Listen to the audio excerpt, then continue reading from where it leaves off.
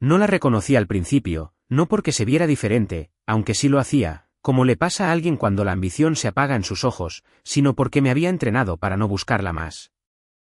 5 años es mucho tiempo para olvidar a alguien que te partió por la mitad, pero no lo suficiente para dejar de sangrar cuando ves su nombre impreso en una insignia de conferencia elegante y retroiluminada. Marle R. Dane, directora estratégica, Silvergate Ventures. Ahí estaba, colgando de su cuello como un trofeo. Y ahí estaba yo, parado en un rincón del salón de baile del Marriott junto a una bandeja de quesos que no había tocado, tratando de no hiperventilar en una servilleta de cóctel con el logo. Ella estaba rodeada de gente, riendo, pulcra, poderosa. Era todo lo que yo no era cuando se fue, todo lo que ella dijo que yo no podía ayudarla a ser. Había escuchado el discurso como un guión. Gareth, necesito crecer. Este trabajo es único en la vida. Tú no entenderías lo que estoy tratando de construir. Ella tenía razón. Yo no. No volviendo a tratarte como un bache en su camino profesional. Pero me estoy desviando. El punto es que se suponía que yo no debía estar en esa conferencia. Mi asistente me inscribió, dijo que necesitaba aparecer, construir asociaciones, lo que sea que eso signifique. No había estado en una habitación tan concurrida desde el divorcio. La mayoría de los días trabajaba desde un estudio en un sótano alquilado con 2 calentadores y una queuriga agrietada. Había lanzado una pequeña plataforma de seguridad de datos, nada sexy, pero me mantenía a flote, me mantenía distraído, me impedía enviarle mensajes de texto borracho cuando extrañaba la forma en que solía dibujar círculos en mi muñeca mientras veíamos televisión mala. ¿Lo curioso? Mi nombre también estaba en la lista de oradores, justo debajo del suyo. Ni siquiera me di cuenta hasta que llegué al mostrador de registro, y la mujer detrás de la mesa dijo, «Oh, vaya, 2 Danes hablando en la misma conferencia. ¿Son parientes?» Me reí, demasiado fuerte. Solíamos serlo, murmuré, agarrando mi insignia como si quemara. Pasé las primeras 2 horas evitando cada pasillo en el que ella pudiera estar. Ni siquiera fui al panel de apertura. Me senté en el pasillo fingiendo revisar mi teléfono, tratando de no salir corriendo. Pero finalmente, llegó mi turno. Pequeño taller, 40 personas. Tema, sobreviviendo a la espiral cibernética, seguridad para startups en crecimiento. Fascinante, ¿verdad? Ella estaba en la segunda fila. Me vio. Lo sé porque su bolígrafo se resbaló y cayó de su mano. No lo recogió. Solo se quedó mirando. ¿Y yo? Yo di todo el taller como si mi alma estuviera en piloto automático. Mi boca se movía. Mis diapositivas cambiaban. Pero todo lo que podía ver era a ella, inmóvil, inexpresiva, con la mandíbula tensa como alguien que ve su pasado salir de una tumba. Cuando terminé, ella no aplaudió. ¿Se fue? Pensé que eso era todo. Fin de la historia. Hasta que salí de la sala de reuniones y la encontré esperando, sola, temblando, pareciendo alguien que acababa de ver algo para lo que no estaba preparada. Gareth, susurró. Pero antes de que pudiera decir una palabra, se derrumbó. Justo ahí, en medio de la alfombra del pasillo estampada con espirales azules y logotipos dorados del hotel. 5 años, y lo primero que me dio fue un sollozo. Lo que me dijo después destrozó todo lo que creía saber sobre por qué se fue. Y no tenía nada que ver con su trabajo. Lloró como si las paredes del pasillo se hubieran cerrado sobre ella. Yo me quedé paralizado, agarrando mi bolsa del portátil como si fuera una especie de escudo. La gente pasaba, mirando, susurrando, pero nadie se detuvo. Porque, ¿quién consuela a una mujer que solloza frente al hombre que abandonó hace media década? Por favor, dijo entre lágrimas. Su voz se quebró, desesperada, como si estuviera persiguiendo un tren en movimiento. ¿Podemos hablar? No aquí. Solo en algún lugar tranquilo. Contra cada instinto de supervivencia en mi columna, asentí. No sé por qué. Tal vez fue culpa o curiosidad o el masoquista en mí que quería escucharla decir que lo lamentaba todo.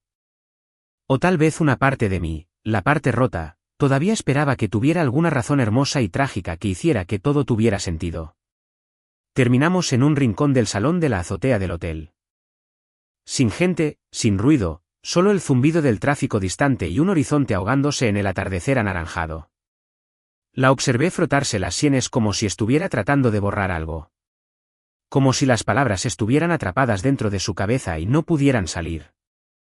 Sé que no merezco pedirte nada, dijo finalmente. Pero tengo que decirte algo. Lo que dije entonces, sobre irme por mi carrera, no era toda la verdad. Se me revolvió el estómago. ¿Qué quieres decir con que no era toda la verdad? Me miró, cruda y sin filtros, como si la máscara corporativa pulida que había usado se hubiera ido. Me pusieron una condición. La empresa, Silvergate, cuando me ofrecieron el ascenso, me dejaron claro, sin equipaje, sin distracciones. Eso significaba sin marido. Me querían soltera.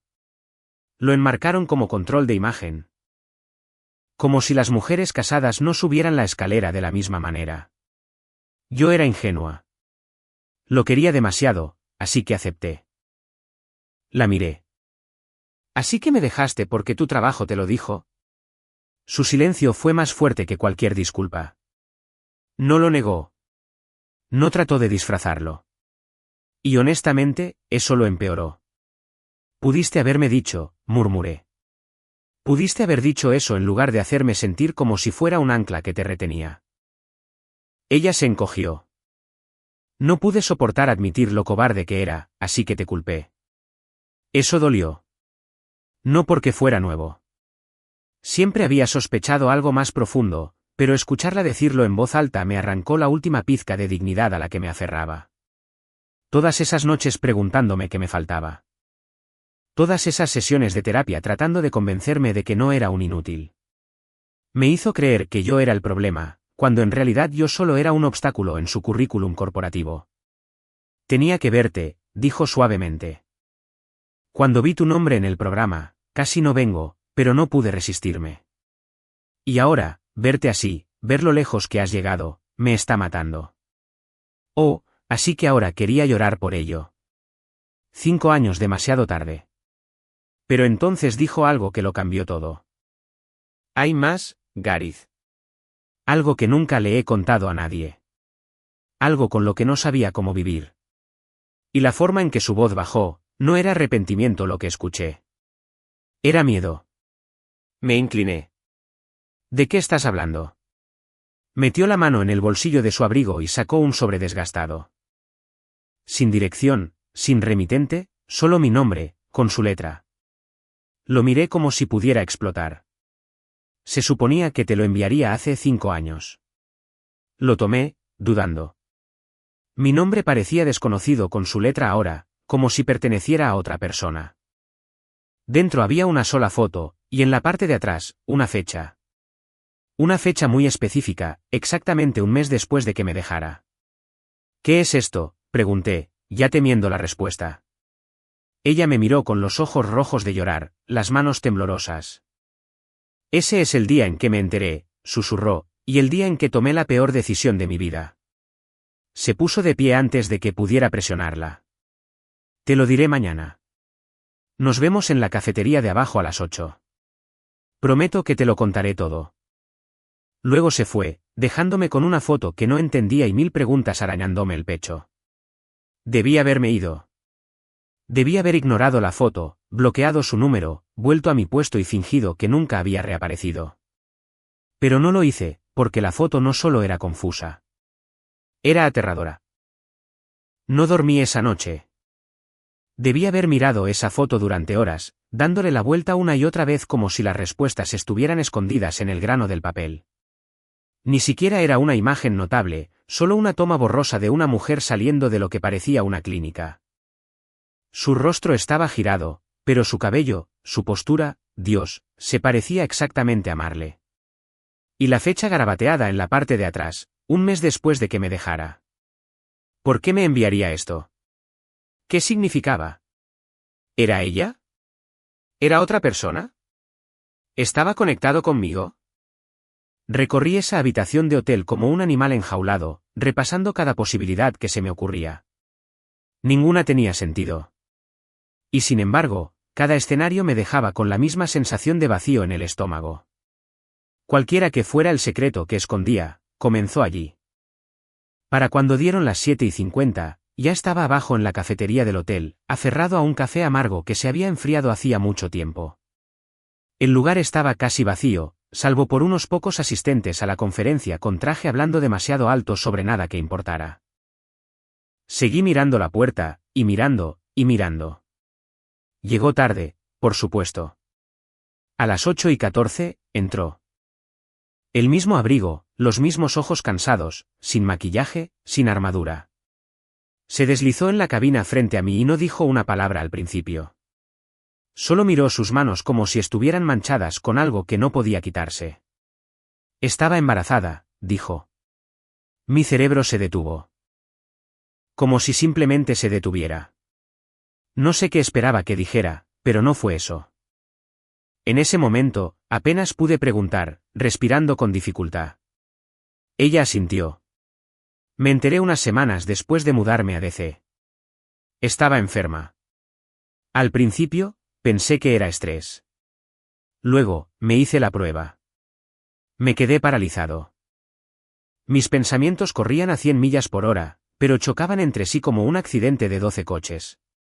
¿Por qué no me lo dijiste?, susurré. Ella levantó la vista. Porque lo perdí. Y así, todo se derrumbó bajo mis pies. No sabía qué hacer, continuó, con la voz temblorosa. Estaba sola, asustada, y sabía que había tirado todo lo que teníamos por la borda. Me convencí de que sería mejor si nunca lo supieras. Así no me odiarías. Pero sí lo hago, dije sin pensar.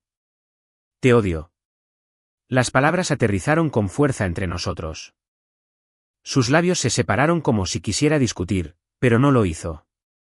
Simplemente se lo tragó. Me lo merezco, dijo suavemente. Pero esa no es la peor parte. Me incliné, apenas capaz de procesar la primera parte. ¿Hay más? Ella asintió, luego metió la mano en su bolso y deslizó otro sobre por la mesa. Este estaba sellado, más pesado. No lo abrí.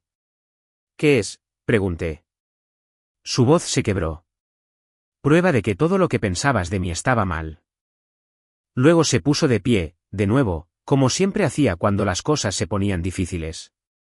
No lo leas aquí, dijo, retrocediendo. Léelo a solas. Y cuando lo hagas, entenderás por qué volví. Me quedé mirando el sobre mucho después de que ella desapareciera entre la multitud del vestíbulo. Debí haberlo tirado, pero no lo hice, porque una parte de mí ya lo sabía.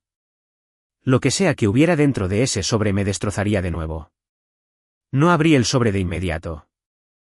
Lo llevé conmigo durante horas como si fuera radiactivo, metido en el bolsillo de mi abrigo como si pudiera filtrar algo tóxico en mi torrente sanguíneo si lo miraba demasiado de cerca. Cada vez que intentaba cogerlo, mis dedos dudaban. ¿Qué podría haber dentro que la hiciera aparecer después de 5 años, llorar delante de extraños y admitir cosas que juró haber enterrado? No fue hasta casi la medianoche que cedí. Estaba de vuelta en mi habitación, sentado en el borde de la cama con el programa de la conferencia a un lado y la televisión reproduciendo alguna repetición silenciada de fondo. Rompí el sello con manos temblorosas, medio esperando encontrar una confesión, tal vez viejas fotos de ecografías, tal vez. No lo sé, algo dramático. Pero lo que encontré no tenía sentido al principio, una copia de un archivo de hospital, escaneado, resaltado. Paciente, Marle R. Dane. Fecha, 17 de agosto, hace 5 años. Procedimiento, dilatación y legrado de emergencia tras aborto espontáneo incompleto. Notas, se observaron complicaciones. Niveles hormonales inusuales. Se aconsejó a la paciente realizar pruebas de seguimiento. Había una segunda página. Resultados de laboratorio, análisis de sangre, algo sobre marcadores genéticos. No entendía la mitad, pero la última línea estaba subrayada con bolígrafo. El bolígrafo de Marle. Reconocí la inclinación de las letras. Se le informó a la paciente de una anomalía cromosómica rara. No se recomiendan futuros embarazos sin asesoramiento genético. Lo miré fijamente durante lo que pareció una hora. Ni siquiera podía parpadear. No solo había perdido al bebé. Había perdido la capacidad de intentarlo de nuevo. Por eso huyó. Por eso nunca me lo dijo. Sentí que algo dentro de mí se abría de par en par. Pensé que yo había sido el abandonado, el traicionado, el que se quedó atrás por una carrera sin corazón. ¿Pero ahora esto? Ella no solo estaba protegiendo su carrera. Me estaba protegiendo de un futuro que ya estaba roto antes de empezar. Pero incluso mientras estaba sentado allí, ahogándome en esta nueva verdad, algo todavía no encajaba. ¿Por qué ahora? ¿Por qué contármelo todo ahora después de tanto tiempo? Y entonces lo vi, metido dentro de la carpeta, casi escondido entre las páginas. Una tarjeta de presentación. No la suya. Dr. Harold Beckett, Consejería de Fertilidad y Genética, Silvergate Medical Partners. Y en la parte de atrás, garabateado con tinta azul, pregúntale lo que me dijo el mes pasado. No hace 5 años. El mes pasado. Me senté derecho. Esto no era solo un viaje de culpa. Esto era activo, reciente, aún se estaba desarrollando. Y de repente estuve muy seguro de una cosa. Marle no vino aquí solo para disculparse. Vino porque le tenía miedo a algo o a alguien. A la mañana siguiente, me encontré mirando la puerta de cristal de una suite médica privada a la que no tenía ningún derecho a entrar. El nombre en la placa de bronce me revolvió el estómago. Dr. Harold Beckett, especialista en genética y fertilidad. Apenas había dormido. Seguía imaginando ese mensaje garabateado en la parte posterior de su tarjeta de presentación. Pregúntale lo que me dijo el mes pasado. No era solo una miga de pan. Era una bengala lanzada en la oscuridad. No tenía cita. Ni siquiera tenía un plan. Le dije a la recepcionista que era un antiguo paciente del Dr. Beckett y que necesitaba aclarar algo urgente. Ella miró mi gafete de la conferencia, dudó, luego escribió algo en su sistema y me dio un lento asentimiento. Está en un breve descanso entre sesiones. 5 minutos, como máximo, advirtió. La oficina era elegante, silenciosa y más fría de lo que esperaba. El Dr. Beckett no se parecía en nada a como lo había imaginado. 60 y tantos, tranquilo, un rostro que había visto demasiados colapsos como para sorprenderse mucho. Pero cuando mencioné el nombre de Marle, algo cambió detrás de su sonrisa profesional. Un atisbo de precaución. Soy su exmarido, dije antes de que pudiera preguntar. Nos reencontramos en una conferencia. Ella me dio su tarjeta. Se la deslicé por el escritorio, observando su expresión como un halcón. Él miró la tarjeta, luego a mí, luego se recostó en su silla. Ya veo, dijo. ¿Y qué busca exactamente, señor Dane? Ella me habló del aborto. Sobre lo que descubrió después. El problema cromosómico. La advertencia sobre futuros embarazos. Él asintió. Sí, esa información está en su expediente. Fue un diagnóstico difícil. Respiré hondo. ¿Pero qué hay del mes pasado? Ella dijo que le contaste algo. Algo nuevo. Su mandíbula se tensó casi imperceptiblemente. No puedo revelar información médica confidencial. Ella me dijo que te preguntara. Interrumpí, con la voz aguda y elevada. Lo escribió. Así que ahórreme la política. Hizo una pausa. Luego, lentamente, sacó un expediente de su cajón. No lo abrió, solo apoyó la mano encima. No le mostraré nada, pero sí le diré esto. Su exesposa vino a verme de nuevo recientemente. Se hizo otra prueba. Una privada, fuera del sistema de seguros de Silvergate. Sentí que la piel se me ponía fría. ¿Qué tipo de prueba? Él dudó, luego dijo, paternidad. La habitación dio vueltas. Parpadeé. ¿Qué? Me miró con la misma piedad cautelosa que le darías a alguien parado al borde de un precipicio. Marle nunca te habló de un hombre llamado Avery Cross, ¿verdad? No. Dije de inmediato. El nombre no significaba nada. Hasta que lo hizo. El Dr. Beckett asintió con firmeza. Él era su jefe. El hombre que presionó para su traslado a DC. El que insistió en que ella permaneciera soltera. Tragué con dificultad. Mi garganta ardía. ¿Tuvieron un romance? Ella no me lo contó todo. Admitió. Pero cuando volvió el mes pasado, dijo que necesitaba saber algo con certeza. Recientemente se había reconectado con alguien de su pasado. Alguien que había hecho afirmaciones. Temía que fueran mentiras, o peor. Parte de algo más grande. Y necesitaba saber si su historial médico había sido alterado. Parpadeé. Alterado. Asintió gravemente. Ella creía que la habían engañado sobre su condición, o incluso drogado durante ese periodo. Y tenía razones para creer que el señor Cross tenía algo que ver con eso. Se me cortó la respiración. Todo este tiempo, pensé que me dejó porque perseguía el éxito. ¿Pero qué pasaría si la hubieran empujado? ¿Manipulado? ¿Amenazado? ¿Mentido? ¿Y si el aborto espontáneo no fue natural en absoluto? Salí de esa oficina aturdido. Nada tenía sentido ya. Todas las suposiciones que había hecho durante 5 años se estaban desmoronando. Marle no solo me había dejado.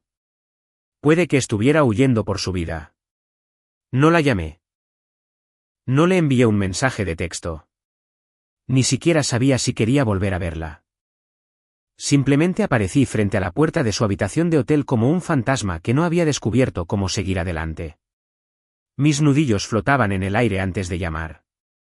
Todo mi cuerpo me gritaba que me fuera. Pero entonces la puerta se abrió antes de que la tocara. Debía haberme estado esperando. Marle no parecía sorprendida. Solo cansada. Se hizo a un lado sin decir una palabra, dejándome entrar. Y por un momento se sintió como si estuviéramos de vuelta en nuestro antiguo apartamento. Aire tenso, cosas tácitas presionando contra las paredes, el tipo de silencio que significaba que algo terrible había sucedido, pero nadie estaba listo para decirlo en voz alta. Vi a Beckett, dije. Ella asintió. Me imaginé que lo harías. Saqué la tarjeta de visita de mi bolsillo y la tiré sobre la mesa. Me habló de Avery Cross. Ella hizo una mueca al oír el nombre. Ese hombre me destruyó de maneras que no comprendí hasta que fue demasiado tarde. Me senté frente a ella, con los brazos cruzados. Entonces, ¿qué fue, Marle? ¿Un romance? ¿Fue por eso que realmente te fuiste? Ella negó con la cabeza. No fue así, al menos no como tú piensas. Tendrás que ser más clara. Me miró a los ojos por primera vez esa noche, y juro que había algo en su expresión que nunca había visto antes. No culpa, no tristeza, algo más cercano al miedo y al odio. Avery nunca fue solo mi jefe. Fue el arquitecto de todo, la oferta, la reubicación, la presión para que te dejara, el NA que firmé, el diagnóstico de la clínica de la empresa. ¿Qué diagnóstico?, pregunté, ya sabiendo la respuesta. El aborto espontáneo, dijo. El tratamiento hormonal que me dieron antes de irme. Creo que lo causó. No me di cuenta en ese momento. Pensé que era solo el estrés, pero después de lo que me dijo Beckett el mes pasado, ahora sé que me dieron algo que me mantendría sumisa. Me sentí enfermo. ¿Estás diciendo que te envenenaron? Para controlarte. Ella asintió. Controlaron todo, la trayectoria profesional, los médicos que podía ver, incluso los amigos con los que me permitían socializar. No era solo un ascenso, era un proceso de adoctrinamiento. Me estaban moldeando para convertirme en el arma ejecutiva perfecta. Sin ataduras, sin complicaciones. Sin familia. Me levanté, caminando de un lado a otro. Mi corazón latía tan fuerte que parecía que quería salirse del pecho. ¿Por qué me estás contando esto ahora? Porque él todavía me está vigilando, susurró. Me congelé. ¿Quién? Avery. Me reí amargamente. Pensé que era solo un ejecutivo retorcido. Lo era, dijo ella. Ahora dirige una consultoría fantasma entera para empresas que quieren mantener a sus ejecutivos optimizados. Así lo llaman. Y no soy la única. Había otras, mujeres en diferentes ciudades. Algunas de ellas desaparecieron. La miré como si se hubiera vuelto loca. Pero la verdad es que le creí. Porque recordé lo rápido que cambió en el momento en que consiguió ese trabajo. Lo robótica que se volvió su voz. Lo fría. Lo diferente a sí misma que estaba en esas últimas semanas. Y entonces recordé algo más. El sobre. La foto de la mujer fuera de la clínica. ¿Eras tú en la foto?, pregunté. Ella negó con la cabeza lentamente. No, dijo. Esa no era yo. ¿Entonces quién era? Su voz se quebró. Mi hermana. Por un largo momento, no dije nada. No pude. Mi mente ni siquiera pudo procesar la frase. Mi hermana. Resonó como una alarma que no se apagaba. Tu hermana, dije finalmente, apenas en un susurro. ¿Por qué me enviarías una foto de tu hermana fuera de una clínica? Marle se sentó lentamente, como si la gravedad se hubiera duplicado.